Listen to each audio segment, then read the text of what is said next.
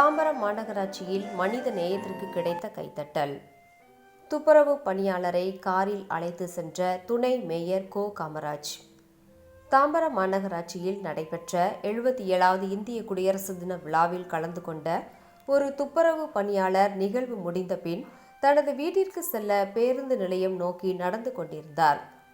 அந்த நேரத்தில் அந்த வழியாக சென்ற தாம்பரம் மாநகராட்சி துணை மேயர் கோ. காமராஜ் அவரை கவனித்து உடனடியாக தனது கார் கதவை திறந்து அந்த துப்புரவு பணியாளரை காரில் அமர செய்து வீடு வரை நேரடியாக அழைத்து சென்று மனித நேயத்தின் உயர்ந்த எடுத்துக்காட்டை வெளிப்படுத்தினார். பதவியும் அதிகாரமும் மனித தன்மையை மறக்க செய்யக்கூடாது என்பதை நிரூபிக்கும் இந்த செயல் மக்களிடையே பெரும் பாராட்டையும் கைத்தட்டையும் பெற்று வருகிறது.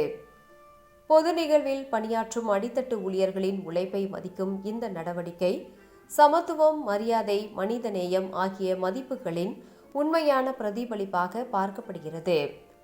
பதவி அல்ல, மனித நேயம்தான் உண்மையான உயரம் என்று மக்களால் சமூக வலைத்தளங்களில் இந்த நிகழ்வு பகிரப்பட்டு வருகிறது.